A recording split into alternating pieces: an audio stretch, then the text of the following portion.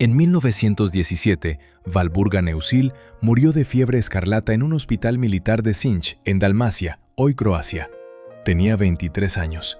Había sido modelo, amante y musa de Egon Schiele durante 4 años. Y nunca supo que él ya la había pintado como si estuviera muerta. El cuadro existía desde 1915. Estaba en su estudio de Viena mientras ella seguía viva. Schiele la había dejado atrapada en un abrazo con la muerte antes de que la muerte llegara de verdad. Pero cuando te acercas a la obra, la que hoy cuelga en el Belvedere de Viena, descubres algo que la historia oficial ha tardado en nombrar. La figura que sostiene a la mujer no es la muerte, es él, es Schiele. La figura masculina tiene sus propias manos huesudas, sus propios ángulos imposibles, el mismo rostro demacrado que reconocemos en decenas de autorretratos. Entonces, la escena deja de ser una alegoría, se vuelve una confesión. Hay detalles aquí que no se ven al primer vistazo, y algunos cambian por completo la culpa de la escena. Durante décadas, la historia oficial fue relativamente sencilla. Schiele pintó este cuadro como despedida de su amante Vali Neusihl, a quien abandonó en 1915 para casarse con Edith Harms, una mujer de mejor posición social. Obra maestra del expresionismo. Melancolía genuina. Fin.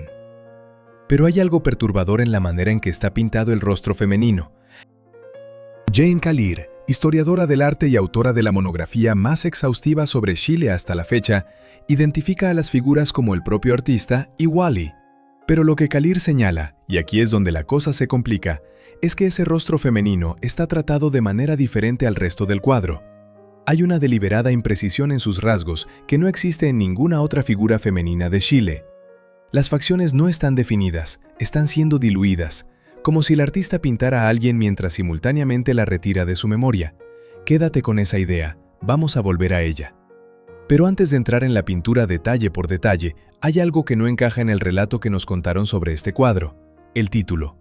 La muerte y la doncella suena a alegoría medieval, a símbolo universal, a algo que podría aplicarse a cualquier pareja en cualquier época. Y durante años, eso fue exactamente lo que permitió mirar la obra sin ver lo que realmente hay ahí. 2 personas específicas, con nombres, con una historia concreta y con una ruptura que Schiele nunca terminó de procesar. Ponerle un título genérico a algo tan privado es también una manera de esconderlo. Hay que desandar ese camino. Primero necesitamos entender lo que Schiele estaba viviendo en el año en que pintó esto. En enero de 1915, propuso matrimonio a Edith Harms. Las 2 hermanas Harms vivían justo frente a su estudio en la calle Hitzinger Hauptstraße de Viena. Edith era joven, de familia respetable, y Schiele había decidido que necesitaba exactamente eso, respetabilidad. Pero todavía vivía con Vali, y Vali lo sabía todo. Lo que Schiele le propuso a Vali en ese momento es uno de los detalles que más incomodan a los biógrafos. Le ofreció un trato. Seguirían viéndose un mes al año, en vacaciones de verano, solos, sin que Edith lo supiera. Vali, según todos los testimonios disponibles, se levantó, lo miró y se fue. Sin escenas, sin negociación, simplemente se fue. Schiele le escribió una carta esa misma semana, una carta en la que, entre otras cosas, le describía cómo podría ser ese mes de verano juntos. La carta existe, los historiadores la han leído. Pero lo que nadie ha podido responder con certeza es si Schiele esperaba que ella aceptara o si ya sabía que no lo haría y la carta era otra forma de despedida pintada con palabras. La pintura es más honesta que esa carta. Schiele no pintaba después de perder, pintaba mientras perdía. En abril lo movilizaron. No fue enviado al frente como soldado de trinchera, sino a funciones administrativas y de escolta de prisioneros rusos. Pero la guerra ya había entrado en su estudio. Entró en los periódicos, en las calles vacías, en los cuerpos de hombres que desaparecían de Viena semana a semana. Y también entró en ese fondo sin horizonte que vemos detrás de las 2 figuras. Porque mira ese fondo. No hay paisaje reconocible, no hay árboles ni cielo. Hay una tierra gris parduzca, sin profundidad, que se extiende sin llegar a ningún punto de fuga. No es una decisión decorativa. Para el contemporáneo de Schiele, ese terreno sin forma era reconocible. Era el aspecto que tenían las fotografías del frente. La tierra después de los obuses, el paisaje después de que el paisaje deja de existir.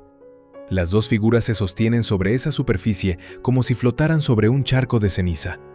No hay suelo firme, no hay lugar al que ir, solo ese tejido oscuro y deshilachado que los envuelve desde abajo, ese amasijo de tela sucia que no es manta ni sábana, sino algo más cercano a lo que llevan los cuerpos en las alegorías medievales del Totentanz, la danza de los muertos. Y aquí viene la inversión que hace que todo cambie. En el Totentanz clásico, la muerte siempre llega de fuera. Es una figura esquelética que interrumpe la vida del otro, que lo toma de la mano y se lo lleva. Aquí Shile no representa esa escena. Aquí la muerte es el hombre que abraza. Aquí la muerte soy yo. Y la pregunta ya no es cuándo llega, sino cuándo te das cuenta de que ya estaba dentro de la habitación desde el principio. Eso cambia completamente la posición del espectador frente a la obra. Porque si Shile es la muerte, entonces este cuadro no es un duelo, es otra cosa, una forma de conservar a Vali en el único lugar donde ella ya no podía negarse. Vamos a la postura. Shile está de rodillas, pero no en posición de súplica. Es la postura de un animal que se agacha antes de caer, o la postura fetal de alguien que se envuelve sobre sí mismo.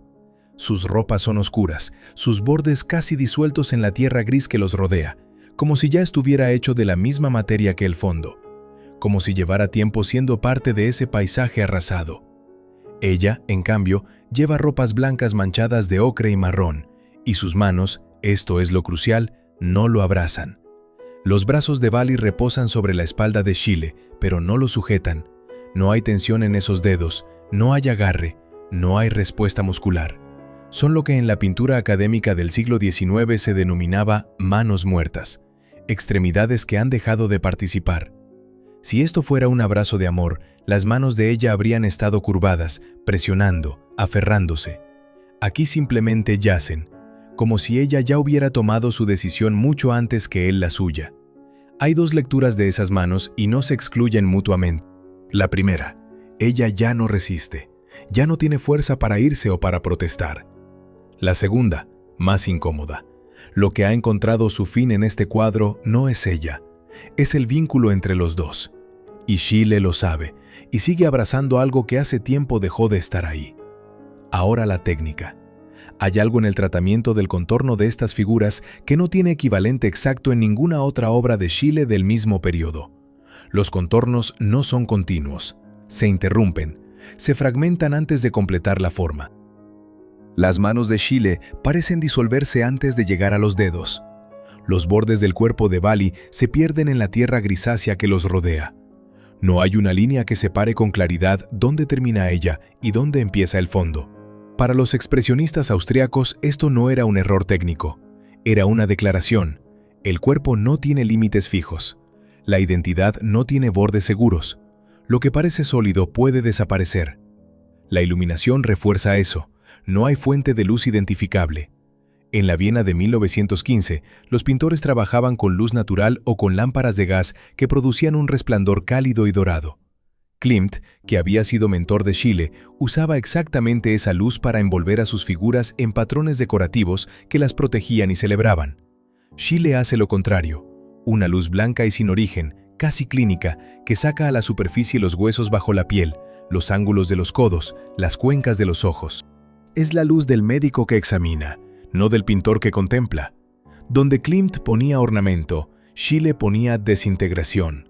Donde Klimt sellaba la belleza, Shile dejaba que se filtrara. Para la Viena conservadora de 1915, eso no era simplemente perturbador, era una afrenta. Las críticas de la época usaban palabras como patológico y estéticamente repulsivo. No estaban hablando del contenido explícito de otras obras. Esas habían sido directamente confiscadas en 1912, cuando Shile pasó 11 días detenido y el juez quemó uno de sus dibujos ante él en la sala del tribunal. Estaban hablando de algo más sutil y más difícil de prohibir, el rechazo a que el arte consolara. La muerte y la doncella no consuela, no resuelve, no redime. Eso es lo que me resulta más inquietante cuando me detengo frente a este cuadro. La mayoría de las grandes obras sobre la pérdida ofrecen algo a cambio, un significado, una belleza que justifica el dolor, una trascendencia que hace soportable lo que muestra. Shile no ofrece ninguna de esas cosas. Las dos figuras están ahí, sobre esa tierra sin horizonte, y ninguna de las dos está bien. Él la sujeta, pero eso no la salva. Ella se deja sostener, pero eso no lo absuelve. Hay quienes leyeron este cuadro durante décadas como un acto de arrepentimiento sincero. Schiele abandonó a Vali, sintió culpa, pintó su remordimiento. Es una lectura cómoda, el artista sensible que sufre por lo que hizo. Pero varios biógrafos, entre ellos Reinhard Steiner en su estudio de 2004, señalan que Schiele siguió viviendo exactamente como había decidido vivir después de terminar esta obra. Se casó con Edith, su carrera creció, nunca buscó a Vali, nunca intentó localizarla cuando la guerra empezó. Cuando ella cayó enferma en Dalmacia, él no dejó constancia de haberlo sabido. Y ahí, el cuadro deja de parecer una despedida limpia. Empieza a parecer otra cosa. Existe una cuestión técnica que añade otra capa a todo esto. Hay indicios visibles en la superficie de la obra de que Schiele modificó la composición durante el proceso de trabajo. La postura de la figura masculina muestra señales de haber sido repensada. Ciertas tensiones en la pintura, ciertas zonas donde la capa superficial no responde exactamente a la estructura subyacente, sugieren que el abrazo que vemos hoy podría ser una versión corregida de algo con una carga gestual diferente. Los estudios técnicos sobre otras obras del Belvedere del mismo periodo confirman que Schiele solía trabajar en varias fases, alterando posiciones y ángulos. Si eso ocurrió aquí, y hay razones para creerlo, entonces lo que vemos no es el primer impulso. Es el que decidió dejar. ¿Por qué lo suavizó? No lo sabemos, pero la pregunta es parte del cuadro. Ahora volvamos al rostro, a esa cara de Vali que está siendo disuelta. Jane Kalir señala que las facciones femeninas en esta obra están tratadas con una imprecisión que no tiene paralelo en el resto de la producción de Schiele. No es que el rostro sea simple o esquemático, es que parece estar en proceso de desaparecer. Los rasgos no terminan de definirse, como si el pincel se hubiera detenido antes de completar una persona. Si uno acepta que Schiele tenía un control técnico absoluto sobre sus obras, y los registros de su producción confirman que así era, entonces esa imprecisión no puede ser accidental. Una posibilidad. Schiele pintaba a alguien a quien ya estaba borrando de su vida. La imagen en el lienzo y el proceso de olvido ocurrían al mismo tiempo, en paralelo, como dos versiones del mismo acto. No sabemos cuándo Vali se enteró de que el cuadro existía. No hay ninguna carta suya que lo mencione, ningún testimonio de que lo viera. Lo que sí sabemos es que en algún momento de 1915 dejó a Schiele, se incorporó como enfermera voluntaria en la Cruz Roja y fue enviada al frente Adriático. En diciembre de 1917 murió en Sing, en el Hospital Imperial Real del Landwehr, sin haber regresado a Viena. Schiele murió en octubre de 1918. Tenía 28 años. La gripe española lo mató 3 días después de que Edith, embarazada, muriera de la misma enfermedad. En el tiempo que transcurrió entre la muerte de ella y la suya, se dice que dibujó a Edith agonizante. Me parece que en eso no hay simetría poética. Hay algo más sencillo y más duro. Un hombre que no sabía relacionarse con la pérdida de otra manera que no fuera representándola. Schiele no pintaba después de perder, pintaba mientras perdía. Esa era la única forma que encontró. La muerte y la doncella. Llegó al Belvedere a través de un camino largo que incluyó coleccionistas privados y, finalmente, la adquisición por parte del Estado austríaco. Hoy está en una sala donde la gente se detiene y a veces no sabe exactamente por qué no puede apartar los ojos. No es la escala. El cuadro mide 1,5 metros por algo más de 1 metro, ni el color, que es deliberadamente apagado. Es otra cosa. Creo que lo que paraliza es la honestidad incómoda de la escena. No hay manera de mirar este cuadro y encontrar alivio. Schiele no te ofrece una salida. Te pone frente a algo que normalmente no se pinta. El instante exacto en que alguien ha decidido soltar a otra persona, pero todavía la sostiene porque aún no ha encontrado la manera de abrir las manos. Y hay algo más, algo que me incomoda personalmente cuando pienso en este cuadro. Nosotros estamos aquí, mirando, encontrando la obra hermosa, tal vez conmovedora. Y al hacerlo, estamos participando, de alguna manera, en el mismo gesto de Schiele, contemplar a alguien desde la distancia segura del arte, sin tener que responder por ello.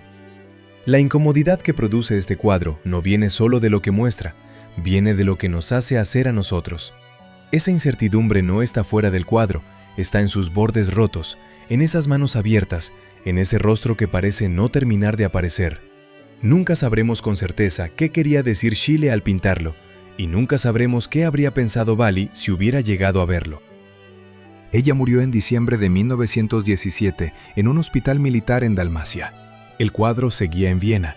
Las manos de Bali siguen abiertas sobre la espalda de un hombre que ya se había ido, aunque todavía estuviera ahí. Y si alguna vez hubo una respuesta, se la llevó ella misma, hacia un lugar a donde el cuadro no puede seguirla. Si conocieras esta historia, ¿cambiaría la manera en que ves el abrazo? El lienzo sigue ahí, las manos de ella siguen abiertas, y ella no llegó a verlo.